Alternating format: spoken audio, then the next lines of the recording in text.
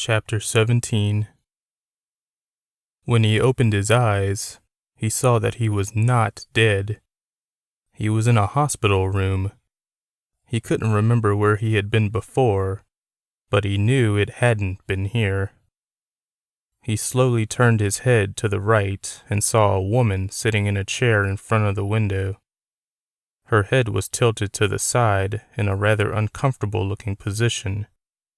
Her eyes were closed. Don tried to call to her, but his voice wouldn't work. "Monica?" he finally managed, though the effort hurt his dry throat. She stirred in the chair and opened her eyes. Not surprisingly, she didn't smile when she saw that he had awakened. "What are you doing here?" he asked. "I came to see how you and the boys were doing." Don looked around, suddenly nervous. "How long have I been here?" 3 days. I was the one who found you in your backyard that night." He looked at her. "How is that possible?" She laughed. "I left Augusta that day. I wanted to surprise Jordan. I should have called, but I was afraid you'd try to prepare for me, and I wanted to see how things really are at the house, not some act." "And you found me nearly stabbed to death on the trampoline?" Don managed a weak laugh. "It must have happened just before I got there. Your front door was unlocked, and I found Jordan passed out by the stairs." "Is he okay?" She nodded. "Where was Connor?" he suddenly asked. "Upstairs." Don relaxed a bit, and then he realized what Monica just said. "Jordan was passed out?" She nodded again. "He looked like he was heading down into the den and just fell face down on the steps. I ran to check on him, and that's when I saw you on the trampoline. The back door was wide open. I called 911. Don tried to process what he had just been told. Connor had been upstairs, Jordan by the stairs, between the living room and den, moments before Don himself was attacked. Neither of them had blood on them, or Monica would have said something. Someone else had to be the culprit. "Jordan probably fainted when he saw me," Don said uncertainly. "It's not the first spell he's had." "I almost fainted too," Monica joked. "I had the doctors check on him. They say he's fine." "Good," Don said, relieved. Neither of his boys attacked him. There was a murderer out there. Don couldn't decide if that was good or bad. He had emergency surgery the night of his attack and had been in a coma for a few days after. Doctors were amazed at the speed of his recovery, though, and he was able to go home shortly after his awakening. The only thing he could think of after his recovery was finding out who tried to kill him.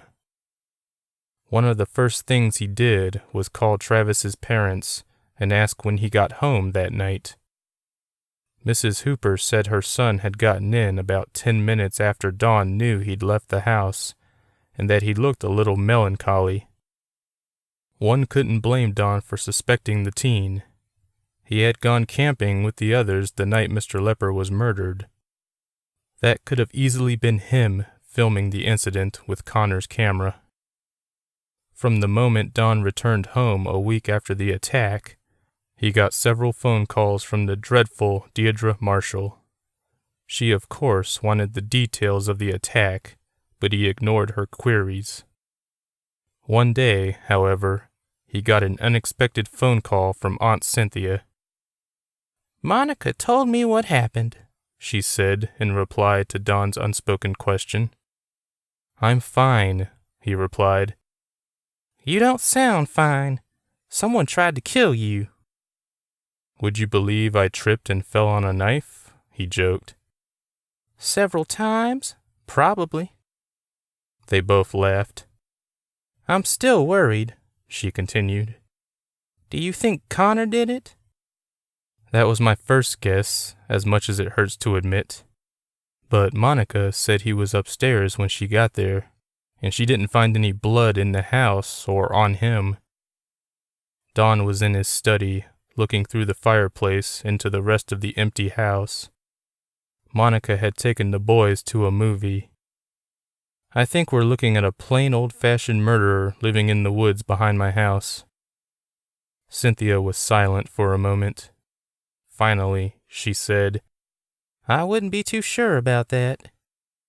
"What do you mean?" "Well, the thing is, your father called and told me to check on you, too. He said he felt like something bad had happened to you." That knocked the breath from Don's lungs. "I thought you said Monica told you." "She did. After." "Stephen, Dad, knew I was in trouble?" "Yes, and I think it's time you met him." Don sat at the dinner table with Connor and Jordan as Monica laid down a plate of pork chops. The boys had helped her cook, not wanting to strain Don while he continued to heal. He couldn't complain. With Monica here, it felt like old times. The family had been reunited, however temporary. Jordan, especially, seemed delighted to have his mother here with him. He told her about school and the movies he'd seen. He spoke briefly of Aaron, though he made it sound like they were just friends. Who was Don to argue with his son?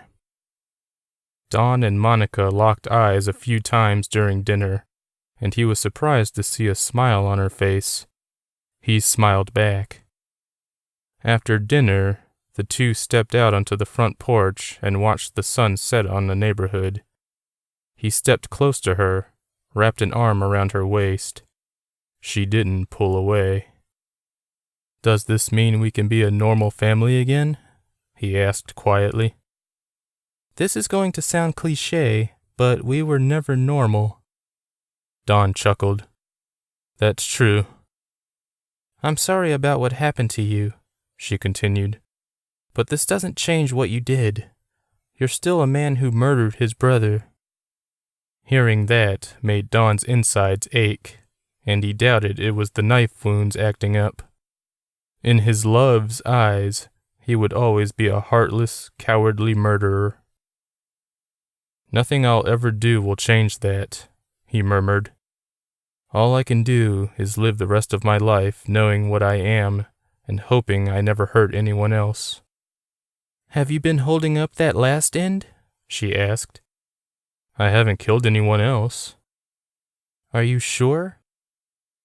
Don looked from her to the sunset. "No." Monica's cell phone rang. She reached into her pocket, looked at the caller ID, and answered it reluctantly. "Hey, Terry. I know. I'm sorry I didn't call you back." Terry? Don wondered if this was a male or female friend. Monica retreated back into the house, an apology in her eyes. Male. Don sighed and headed around to the back of the house, past the carport. The police had already investigated the crime scene. Don had the trampoline removed, leaving a large open space beyond the patio. Who was hiding in there? Why was he or she doing this to him and his family? Don turned to head back into the house. It was by chance that he happened to look up. There, on the cream-colored panel siding just under Jordan's bedroom window, was a bloody smudge.